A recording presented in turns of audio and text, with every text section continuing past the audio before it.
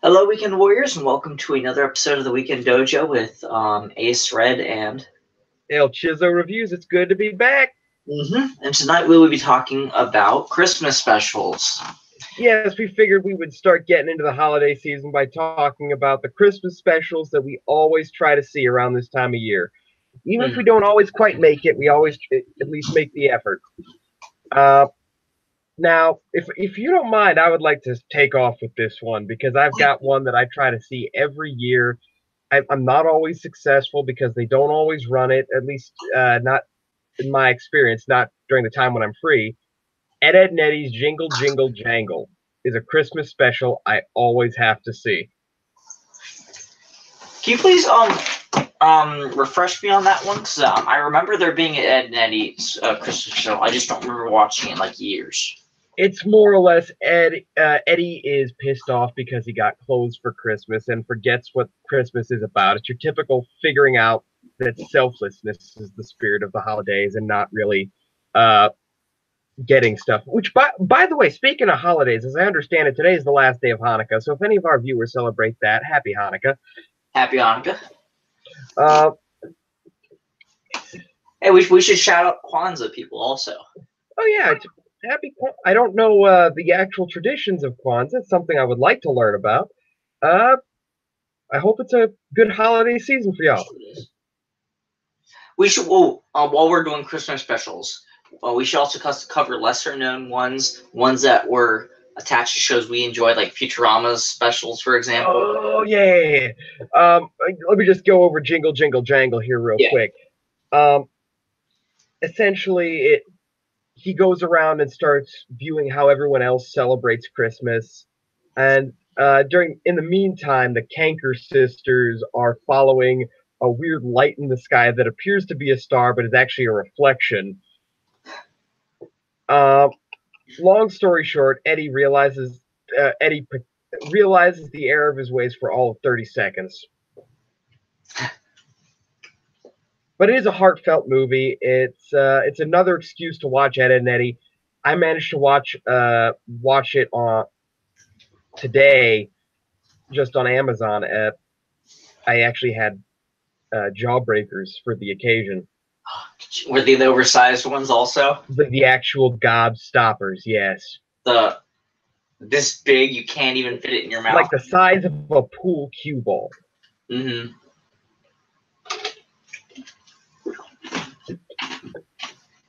All right. Well, actually, now that if we're talking about ones we watched today, I watched the two SpongeBob Christmas specials back to back about 2 hours ago. Yeah, that was playing today too. Mm-hmm. It was an all SpongeBob kind of day, and I loved it. Yeah, I love those type of days on Nickelodeon when it's just all SpongeBob. Because honestly, aside from Power Rangers, SpongeBob is the only thing I still follow on Nickelodeon. Yeah, it's kind of sad, but that's the way it is. Mm-hmm. If we're talking Christmas specials as well, just ones that we watch every year. If we're just talking television shows, probably my favorite after Ed, Edd n Eddy's Jingle Jingle Jangle. One of my favorites has to have been Johnny Bravo. Oh yes. Oh, speaking of which, I might as well show it while we're talking. I had a Christmas party last night, and I won second place in our Christmas light hunt game that my mom started, that we do every year, and my team won Christmas socks. Ah, excellent. The same ugly pattern on the sweaters. Mm-hmm. Except mine had sort of the Irish coloring to it, so I went with the Irish look. Ah.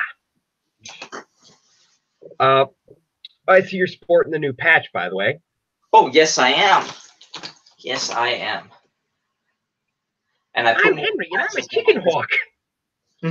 I put more patches on my Christmas list. Nice. There's something called Patch Crate, if you're interested. Yes, I am. Is this like a subscription service? You can get patches a month? Yep. Oh, all right. I'm interested in that, so send me a link. Yeah, I definitely will. We'll do that after the stream. So Christmas specials. I guess we'll go into the what is your favorite Christmas special? All right. Well, I have it separated in two categories. One is classic and modern. My favorite classic is Rudolph the Red-Nosed Reindeer, the stop motion one. Oh, okay, yeah, that's a Christmas movie. If we're going to Christmas movies, I've got one right over here. I'm going to recommend in a minute. You go ahead. Okay, and then my favorite modern is for the Frosty the Snowman remake where they had the voice of Patrick Starr voicing Frosty. Yeah, that was good.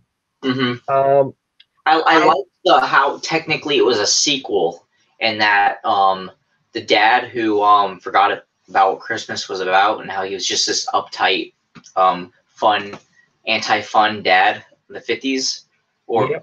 it was the 70s at this point, was actually the kid, the main characters who was in the very first Frosty the Snowman from the 50s. Okay, that's kind of cool. I didn't I watched after watching it a few times, I started to make that connection. That I don't know if you made that connection yet, but yeah, it's technically Yeah. it is. It's within canon. Okay. Fun fact: those old stop motion Christmas videos were probably one of the very first cinematic universes. Oh, that is true. Oh, by the way, I changed my mind because I just remembered another one. Santa Claus Comes to Town. That's my favorite. Oh yeah, I just watched that today too. What channel was it on? Because I missed it. It was because it's open domain now. I watched it on Internet Archive. Ooh, okay. Well, what we need to do then, since it's open domain, is we need to do a live stream where we can watch it live and comment on it. Okie doke. Maybe we can plan that for next week, and we can choose a Christmas movie and watch live and have people comment with us. Oh, I guess we could give that a shot. Is it that easy? Hopefully it's open domain enough that YouTube does not come down on our asses. Right. I'll do some research. How about that? Okie doke. Let's see, what else is there?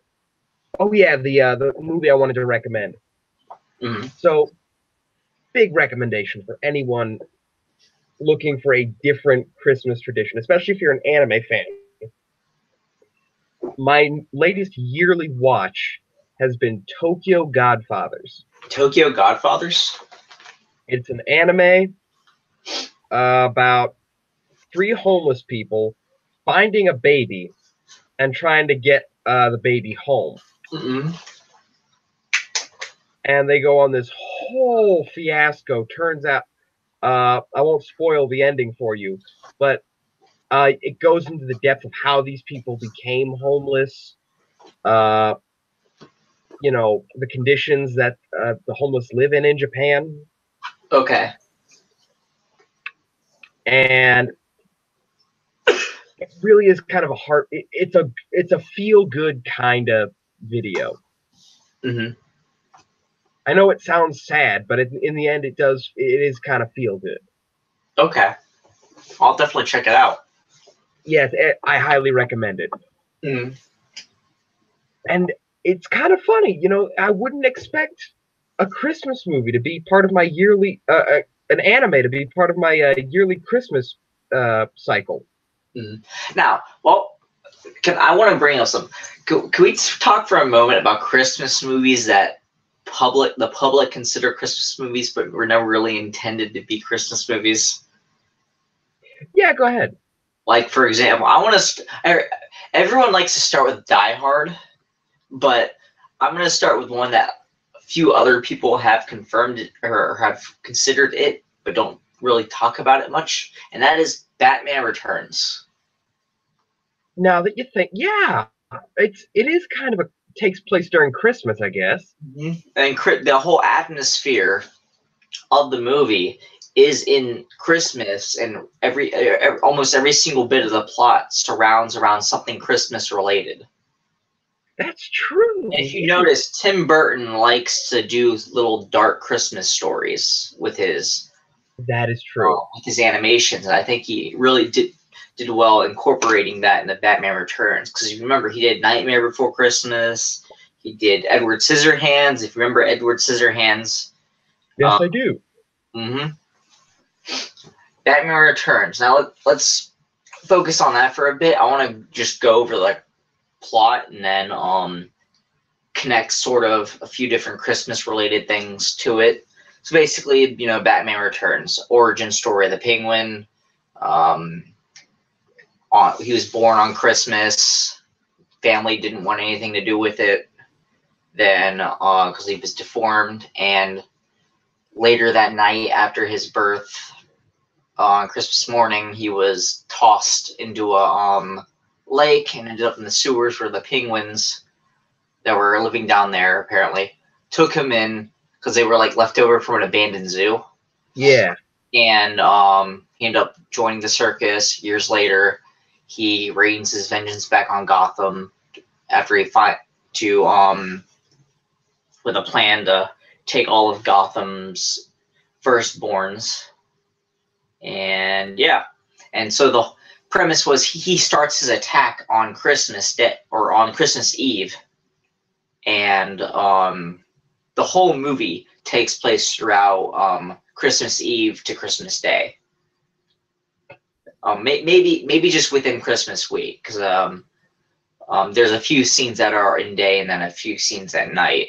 So I can't really pinpoint, but I'm pretty sure it's the movie takes place within 3 days, mostly being Christmas Eve, and then the ending on Christmas, at midnight of Christmas Eve of Christmas. Okay. Yeah. I'm gonna have to add that to my holiday rotation now. Huh? I'm gonna have to add that to my holiday rotation for now. Yes. When was the last time you watched the movie? I think months and months ago. Okay, so you have seen it within this year then. Yeah. Was that by chance back when I went back into my Tim Burton Batman phase and was yapping nonstop about it? Yeah, it actually was. I went back and I just I really remembered liking Batman Beyond, and I wanted to, or sorry, not Batman Beyond, Batman Forever. Uh-huh. And despite all its flaws. And I thought, well, you know what? Let's go back and let's actually complete the circle here. And so I watched Batman Forever, Batman Returns, Batman and Robin, Batman. In my opinion, Batman Returns is a masterpiece, especially for 1992.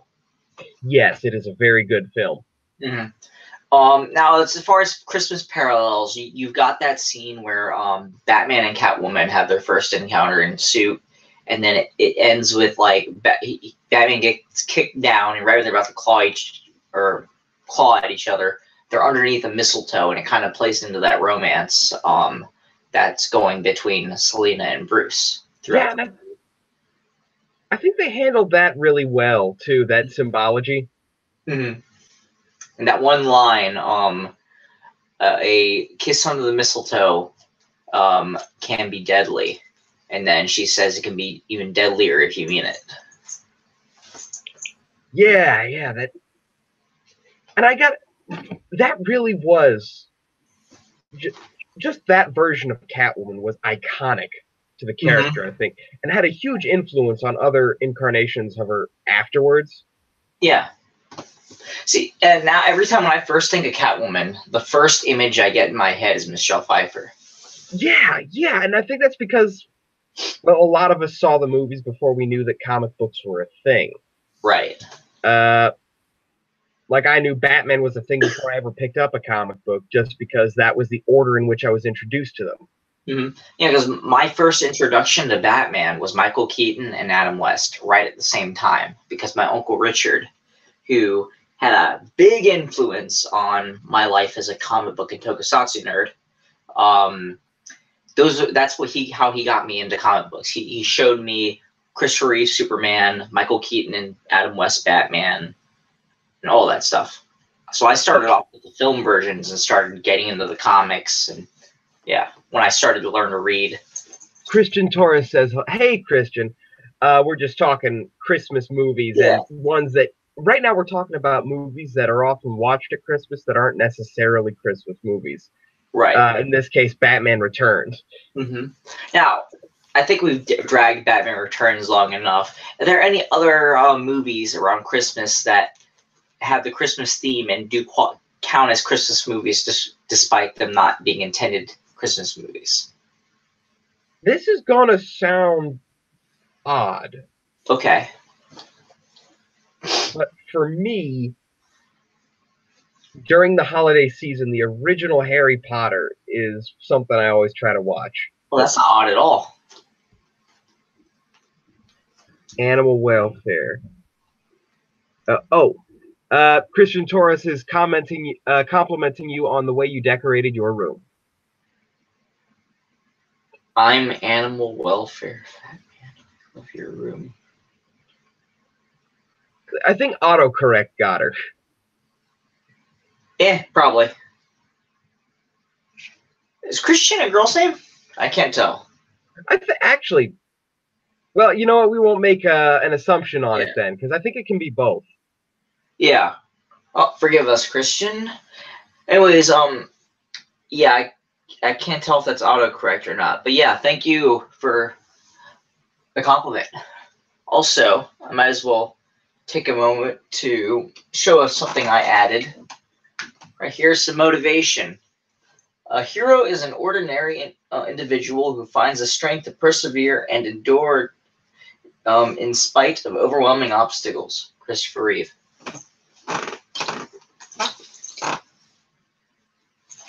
Yeah, that's. Anyway, Oh, okay. Christian is a boy. Okay, sorry for the mistake. yeah, you're fine. That's on me. Okay, so you were saying about this movie, Harry Potter? Harry Potter. Yes, it's not just for me a Christmas movie because it does have the elements of Halloween in it as well. But it seems to me that the best parts of any Harry Potter movie happen during a Christmas arc. Mm-hmm. I think just I think in general the Harry Potter movies play heavily on the later parts of the season, fall and winter. I don't know if that's symbolism for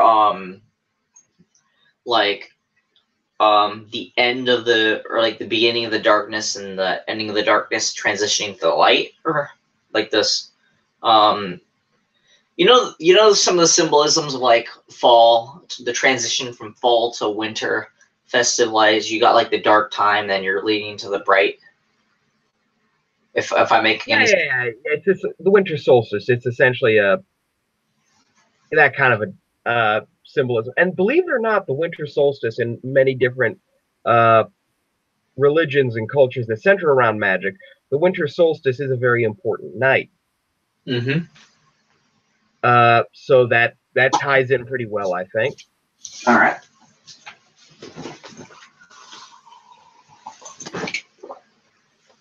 I'll just grab my mug. But yes, I totally agree. As far as other movies within Christmas go, let's go over Die Hard, just because everyone likes to say Die Hard's a Christmas movie. I'll let you. Yeah. Die Hard. It's one of those movies that really just gets association by proxy. Mm-hmm. Because it happens to take place around Christmas, despite the fact that it's very much a really good police drama. Uh-huh. I don't know why it keeps getting pushed into the Christmas movie category, but those of us who love the cheesy 80s action flicks love it. Mm-hmm. I believe it or not, it is not part of my regular rotation for holiday movies. Can we take a moment to talk about the worst Christmas specials ever? Okay, you seem to have a plan. Let's go ahead and you take point. One just happens to be based off of a very well-loved sci-fi film franchise. Oh. No, we're not doing Star Wars. No. We're not touching that one. We're not going to acknowledge it. It never happened. But Wookiee Christmas. We're not touching that one. It did not. Kenny, pal of mine, look at me. It didn't happen. It's all a dream. A very bad dream.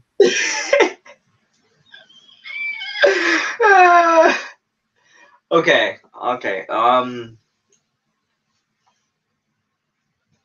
The Seinfeld Christmas special? Oh, the Seinfeld. Okay, that's not much better. Festivus? And a Merry Festivus for the rest of us. Yes, I know. I got a pal who has an aluminum pole just for this. You're dead serious. You're serious. Yes, he's my bandmate. Oh, you need to get him on a stream, please, with his Festivus pole, please. Okay, I don't know if he just did it the 1 year as a gag, but I'll ask him. Please, next week, can we get him on here Saturday or Sunday, depending on when we do it, please? I'll ask, but he works nights. Okay. If we have to work around it, I don't care. Okay, so what about the Rugrats, though? The Rugrats. Okay, that's a big one. I've seen the one where they try to travel to the North Pole and with that one. They also did a Christmas one. They did? Okay.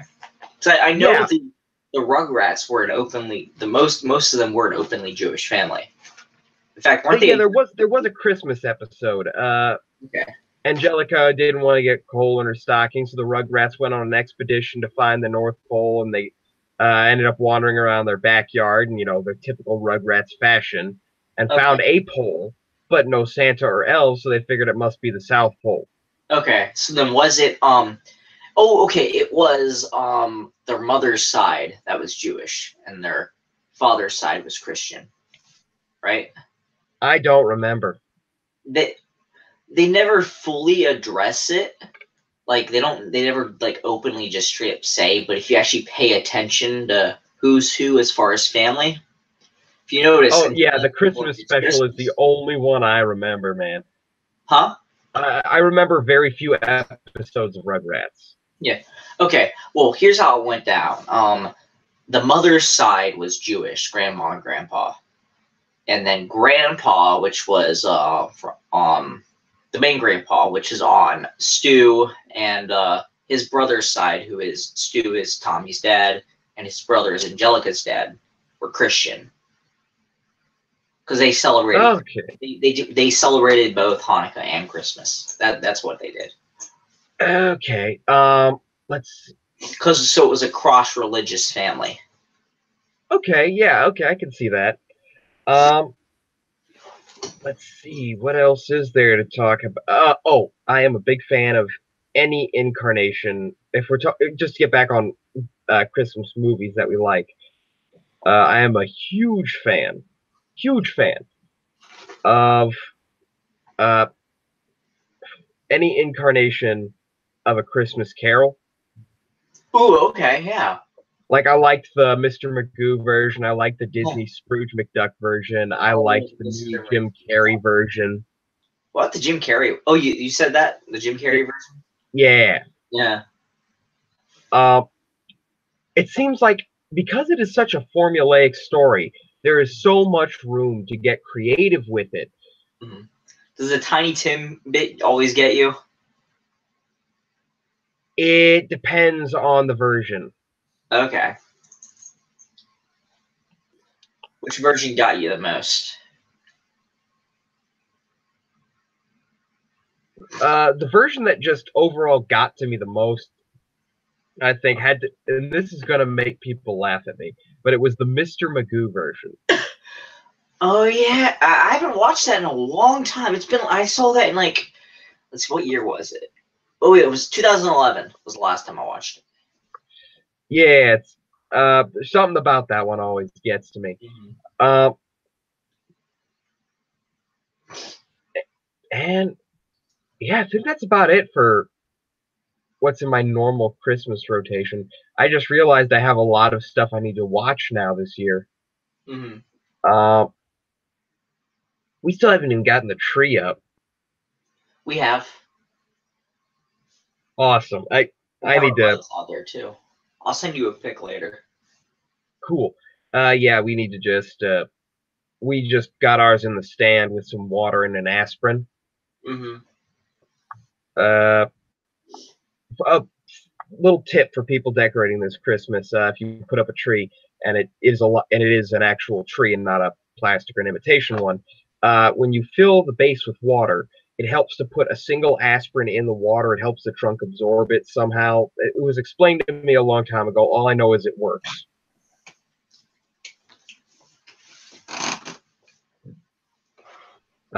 So I guess what else? Oh, Mm-hmm. a lot of the Looney Tunes and Popeye Christmas specials I liked. What about let's talk about the Dr. Seuss's How the Grinch Stole Christmas.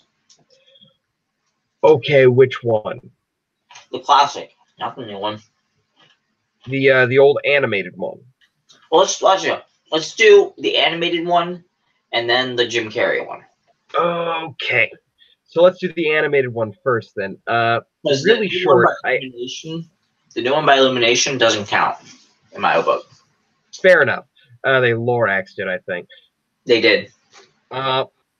So for talking the original one, I actually have that on a cassette tape that I listen to every year, and that is how I enjoy that story. Who sings it? Who sings the theme? Let me get the cassette tape case. Hold on. Mm-hmm. Come on.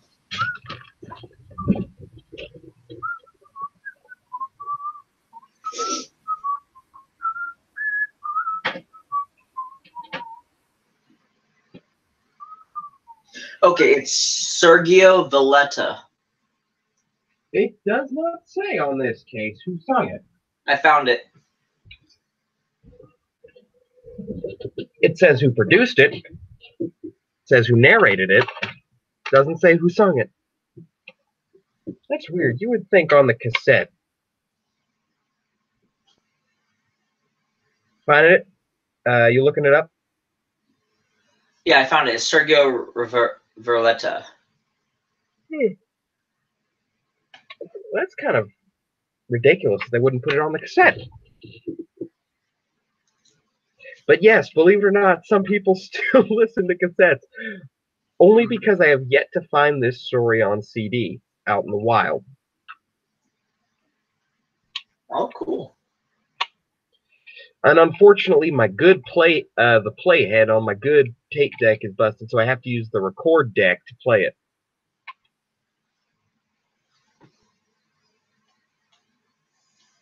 Ah, well, it is what it is. But yes, this is how I enjoy it every year. I have seen the animated one. I watch it occasionally, and I still love it. I just love the weirdness of Dr. Seuss's style. I agree. I like his rhymes. It's just so fluent. Yeah, it really is something else. Now, what's your favorite Mr. Grinch parody? Song parody. Favorite song parody of Mr. Grinch? I've only ever actually heard the Simpsons one. Well, can I tell you my favorite? Okay, go ahead. You're a mean one, Ajit Pai. Ah. It's making fun of the net neutrality thing. Yeah. But it's done so well. I'd have to find it again because this was made last year when the whole net neutrality thing became a joke. It was so well done, and it was just so freaking hilarious how it was written. If we're talking like the original one I wanted to mention real quick. Uh-huh. I think captured more of what Dr. Seuss was going for. for the book, because in that story we did not know that the Grinch. It was not established the Grinch lived in squalor. Hmm. As a matter of dankness, yes, kind of dark, yes, echoey, yes, but not garbage. And that was purely a product of the Jim Carrey version. Hmm. But in all honesty, that the mountain he lived on, it actually looked pretty good as far as having all that stuff there. Yes, and I believe that was because he kept picking it up and using it. Yeah. So it really wasn't leaving the mountain; it was just going inside. And if you noticed, the the way that the Jim Carrey movie showed how Who's look has really been used primarily in later incarnations of Seuss's stories in media. Yeah, I gotta say this. I'm able to ignore it because it's been forever and I've watched it every year. But my adult eye looks at the Seuss at the Who's, and I just think that looks like you just smelled something really awful. Your nose is trying to run away from your mouth. Yeah, that's true. Uh, it was a very visually impressive movie, and Jim Carrey really was able to express himself very well, despite how restrictive that costume must have been. Mm-hmm. So isn't that kind of interesting that Jim Carrey both played the Grinch and Horton? Two characters directly tied to the Who's? I think it just made sense. Okay, yeah, fair enough. Uh, I could definitely see Jim Carrey as the Grinch, straight head, but I had to be proven that it was done right with him voicing Horton. I could see that, yeah. Uh, Honestly, we should literally save Seuss talk for a whole another stream. yeah, Seuss is a huge one. We should do a stream around the yearly Seuss's birthday thing on Seuss. Yeah, we'll figure that out. Yeah. How much time do we have left? All right, it's 9:46. You want to go into open talk now? Now that we've pretty much discussed our one more Christmas special. All right. A Charlie Brown Christmas. Okay, that's one you cannot skip. Because I like it enough that I own the soundtrack on vinyl. Ooh, nice. You want to show that bad boy on the screen? Oh yeah, I actually showed it the year I got it too, so you might recognize this. Let me grab it. Okay.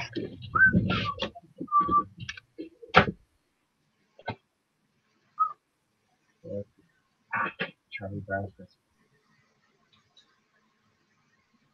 So this is the original soundtrack recording of the CBS special A Charlie Brown Christmas, bought at a kind of a local knickknack shop. I do believe this is a reprint. You have not shown me that yet. I'm sure. Well, the first thing to note about it is that it is actually a color disc. And what that means is nothing special other than it's not printed in black vinyl. It's kind of iridescent. Mm-hmm. And it does have some great hits on it.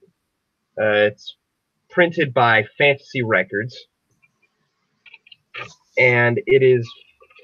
most of the music is done by the Vince Guaraldi Trio. Mm-hmm. And, of course, being a Peanuts video, it does have... or a Peanuts record, it does have Linus and Lucy on it. Oh, that's cool. Everyone needs that song. Linus and Lucy is the typical Peanuts theme. Mm-hmm. You know, ba ba ba ba ba ba ba ba. That's also a really fun, something fun to play on guitar. Can you play it? If I can remember how. Okay. Well, anyways, now we discussed that. I'd like to go into open talks. There's a few things I really want to talk about that's been announced recently. Okie doke, you go ahead. First one. I never thought I'd see the day a Transformers movie got a positive score on Rotten Tomatoes, and 100 positive score at that. Okay, yeah. It's official. Transformers Bumblebee has 100% as of now on Rotten Tomatoes, with 12 critic reviews, like professional critics reviews up right now, and people who went to go see the early screening have there's so far no negative reviews of it. Okay. Nothing it's compared to Bay movies or any of that. Yeah, I've actually, the more I've seen of this movie, the more I've kind of been itching to watch it. So have the designs grown on you yet? The designs have definitely grown on me. I still don't care for Bumblebee's face, but I do love just what they've done with it. They've made it more G1. They've introduced the idea of the triple changers. Mm-hmm. Here's my thing. I think this is, and you remember I've been calling this for like a year now. My theory was that they made this movie that way it could go two ways. If it was successful, it would reboot the franchise. If it wasn't, it was made that way it could still make sense and tie into the Bay movies and just be made there. This was a risk in itself already, given the horrific box office results of the last movie. Yep. 16% on Rotten Tomatoes, need I say more? Well, it's not like it didn't deserve it. Oh, I'd say it deserved more than that. The only redeeming quality of that movie was Megatron's look. Okay, so... But back to Bumblebee. My thought was that they made it so that way, and he does. And by the way, he does have his 2007 movie Camaro look in it, but it still looks, the shaping of it. It's the same Camaro that you see in the very beginning of the 1970s one or 80s. Yep. But from what we've seen so far of that look, it's still different and shaped differently and is more solid together and not torn apart. Like there's still some shaping of it, like the front, that looks similar to the 2007. But you remember the 2007 Camaro, before he changed into the all complex version of it, it was still more solid and put together, if you remember, right? Yes, I do. Like there were still some separations, but it was more it was less busy. Yes, very much so. Yeah. And I really appreciate that. That was like my absolute number one gripe with the Bay series, was just what he was doing visually. Mm-hmm. Like you were okay with the first Bumblebee design before he changed into the 2007 Camaro, right? I didn't really so much care for it. Okay. I just thought what he was doing made everything just a little too busy looking. That was my. Yeah, but from what I've seen, when I've seen people say, he does use the 2007 Camaro. I mean the old Camaro you first see him in when he first is introduced in the movie, but they've modded it like it that way. It has the same shape and structure, but it's more solid. Yes, and I appreciate that. Yeah. But here's the weird thing. I don't want to go into spoilers, but they do. I will just say this: you do see some more Autobots come to Earth within the movie in that timeline, which does indicate that this is not at all canon with the Bayverse. And I am thankful. Yes, but this I think series needs to be taken away from that man. They did it basically. The Bay movies don't have any solid consistency already. And each one contradicts the last. So if this bear in mind, guys, this is not exactly journalism. This is just us spouting our opinions and speculation. Yes, that's exactly what it is. Based on our speculation and how I'm seeing it, that's how they're doing it. If it fails, it's just another movie that with an inconsistent timeline. Now, if it succeeds, which it looks like it's succeeding already, new cinematic universe. You know what? They can't get much worse. And if you remember, Hasbro did say they were building a cinematic universe with Transformers, Mask, and G.I. Joe, and possibly. Yes, they were. And they even mentioned Micronauts. Oh at yes, one point or another. And possibly Power Rangers now, unless they decide to keep that separate still. Yeah.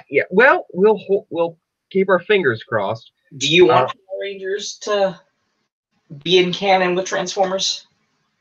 I think it would, if they go with the aesthetic of what's happening in the Bumblebee movie, it will improve the live-action Power Rangers movie franchise.